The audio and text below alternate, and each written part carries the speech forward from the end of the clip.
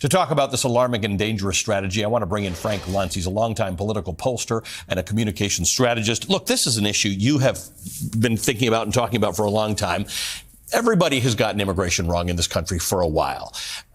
We have weirdly arrived at a place where both parties were prepared to have done something at the insistence of Democrats who were holding up funding for Ukraine. And then they got a bill.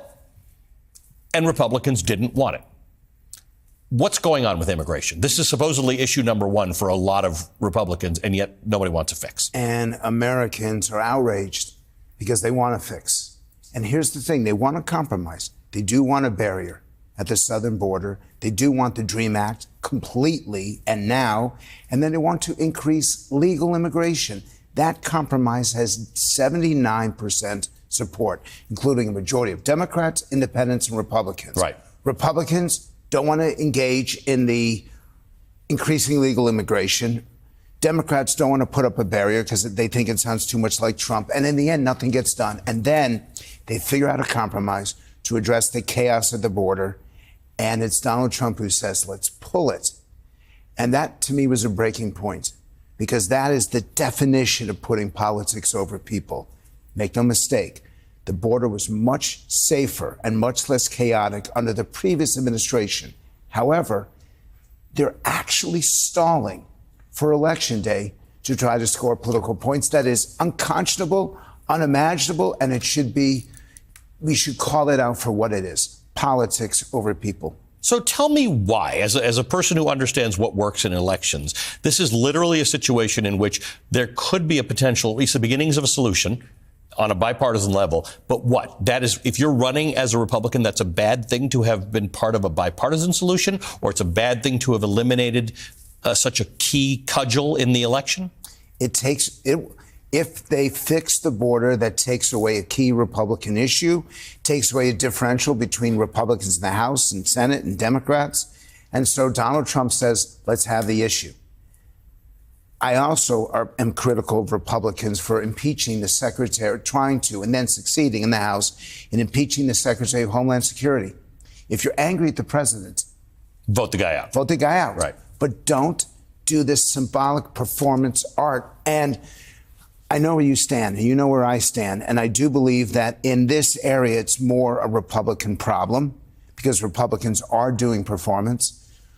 We have this issue because Joe Biden undid so much of Trump's legislation, and no one's willing to be candid about this. And my problem is we both have to admit we got it wrong, and you did in your introduction.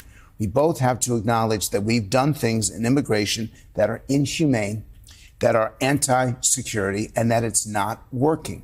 All you have to do is go, 5 blocks from here, 10 blocks, and see the hotels that are filled with undocumented workers. It's a failure, and the public has the right to demand success, and they're not getting it. So let's talk about some polling you've done.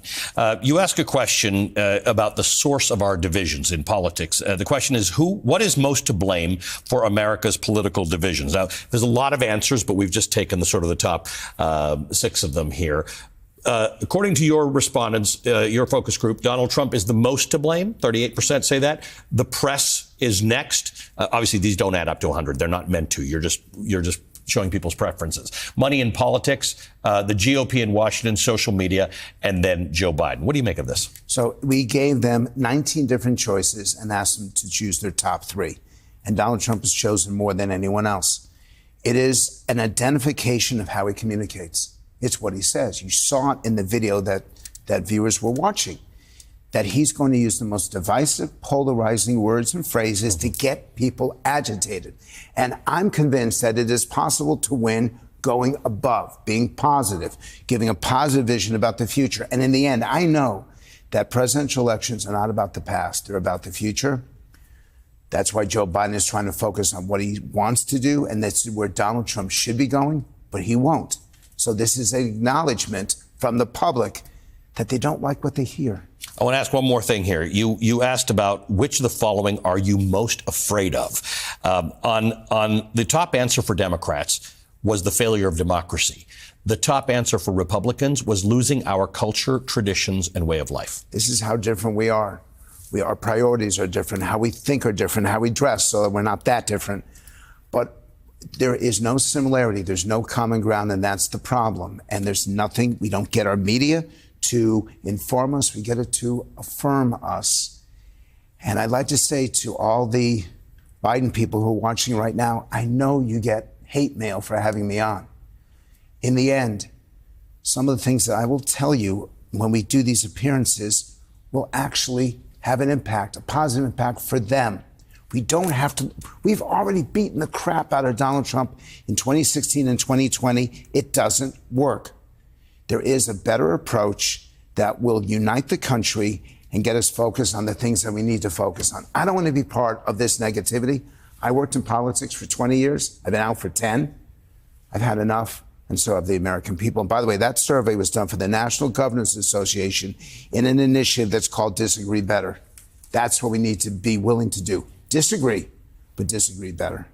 I agree with that. And you and I will always agree on that. Thank you, my friend. Frank Luntz is a longtime pollster and communications strategist.